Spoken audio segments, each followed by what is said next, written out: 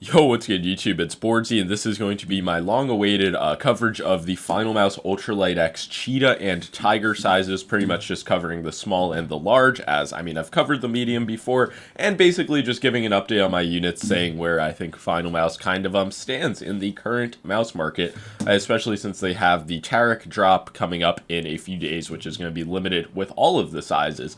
But that's kind of what I want to focus on first, because I did see they dropped some improvements for the tariff drop, and most of them seem to be related to the clicks, which are really my only concern with Finalmouse. Once you have it in hand, ignoring the price, the waiting times, all of that stuff, it's just the clicks on my medium unit, which was actually sent out for review. It has by far the most time on, just the grinding, and when you click up top, just a nasty creaky feeling. It's just really poor click quality. It's heaps bad even, and that is something that isn't present on my large unit, which just came out of the box with very stiff, sharp feeling clicks, but after a good amount of use, they have loosened up a bit. I don't have any questionable grinding or creaking like I do have on my medium, and my small, which is the newest unit, the clicks still feel pretty much pristine. And yeah, my general experience is the same as it was with the Starlights. When you go up in size, the clicks do get a little bit heavier, so the small definitely has the lightest, just the snappiest, most responsive, good feeling clicks,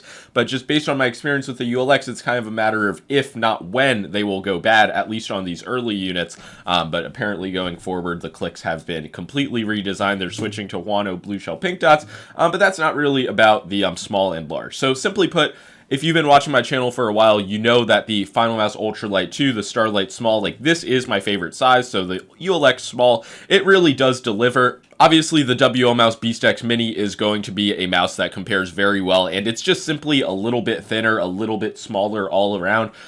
When you do put grips on the Beast X Mini, it's pretty close in terms of shape, but just standard stock ULX Small, I still prefer it. It is a few grams lighter, and yeah, simply put, I just have a better experience with the ULX Small. And yeah, I'm obviously not dogging on the Beast X Mini, but the ULX Small is already really on the small end of shapes that I can fingertip, and that's the only grip I'm even considering when I'm using a mouse like this small and low. But yeah, the Beast X Mini, it's just a little bit more cramming for my grip style, but I can still manage with it. But overall, I'm just gravitating towards I'm grabbing the ULX if I want that mini mouse size. And yeah, there's really nothing for me to complain about when it comes to shape, weight, just the overall feeling in hand. It's really amazing. And yeah, on my scales comes in at 34, 35 grams. I'm pretty sure on the ultra precise scales, it kind of splits the difference. And yeah, that might be a few grams heavier than what they advertise, but really in hand, this mouse feels excellent, and I don't have any qualms with the weight. But apparently G-Wolves is going to be able to do something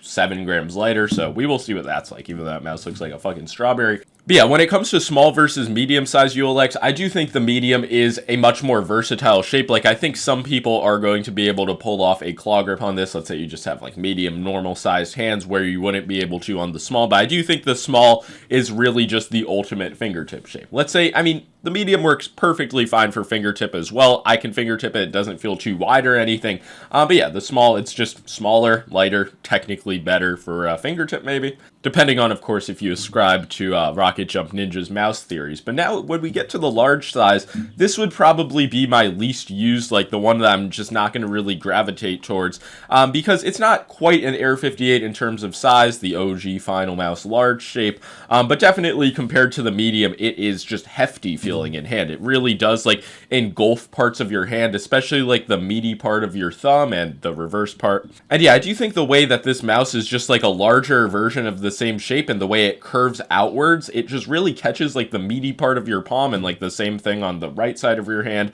So yeah, it really does force you into a more relaxed type of grip style. And for some people, if you want a 40-gram mouse that's in the same size range as the Viper V2 Pro, the GPX, potentially another mouse coming out from Razer pretty soon, then this probably is your best bet in terms of a truly lightweight experience. But when I'm clawing just using a larger mouse like this, I honestly don't mind an extra 10-15 grams. In Fortnite, I definitely just feel more comfortable with the GPX, potentially this new Razer mouse that may or may not exist. And yeah, I've kind of always preached that, like, if I have palm support on the back of my mouse, I just don't feel like I benefit from or require as light of a weight. But yeah, the Tiger, I think just being a final mouse that doesn't really encourage fingertip grip, that could be part of what's throwing me off. But yeah, compared to something like Viper V2 Pro, just these larger, like medium profile mice, let's say, because this is still flat, but it's not like super low profile. Like, just look at the fucking height compared to the Beast X Mini. But yeah, button wise, I don't have any issues with my Tiger at the moment. Like I said, the clicks started to feel a little bit looser than they did out of the box. Not really any issues with the grinding. Let's compare that to the medium, where, I don't know, it's just like, fuck. But yeah, the Cheetah and Tiger are really fine in that department, like I said, but if I put a few months of use on these, let's say, I don't know how they would fare after all of that. It really seems like when I just, like, slam the shit out of my left click, like, it does increase the pre-travel. It just, like, I don't know, it's like it has an HP bar, and I'm just, like, keep on taking it down lower and lower. But yeah, really, I haven't even talked about build quality because I feel like compared to those, like, original Batch 1 units, Finalmouse has really dialed that in, like, the fucking sidewalls are extremely strong on all of my units. I have seen some people having an issue with, like, flexing down here on the shell, and I could see, especially on the Tiger, like, if you're putting in a lot of palm pressure towards the bottom, that could be an issue, but really on my units, they are perfect, and both my, Cheetah and Tiger are retail units. I feel like I should have mentioned that. And yeah, as you can see, my medium with the most use, no issues in those departments either. So really, future batches from Finalmouse, if they dial in the click quality, like they really update it and they feel incredible with the new Huanos, I don't think these mice really have a flaw, aside from the availability, which I have heard some leaks. There might be a permanently in-stock model that looks a little bit different coming out soon. But yeah, as it stands, I really do think the ULXs are great mice. I would say my favorite size for fingertip would be the small, followed by just overall, I'm comfortable with the medium, and then it's not that I hate the large, it's just it doesn't, like, there's no situation where the large really thrives for me. And yeah, in terms of tech, software, I really had no issues. I've used a variety of mouse skates, so these are, I can Shroud approve this mouse. You see, these are the stock skates, which are pretty thick. Then I threw on some, like, what are these, Obsidian Pros, or just the standard Obsidians, and then on my Tiger, I have some core pads. So all of these skates work a-okay, and I'll throw out my settings. I mean, it's pretty basic. I'm still experimenting motion sync on versus off. I don't even know if I have an opinion on the matter. But WL Mouse did just launch the Beast X Max, which is pretty much their clone of the ULX Tiger. It does have a 3950 sensor, which is what Razer used for the past few years. Their exclusivity recently ran out, though.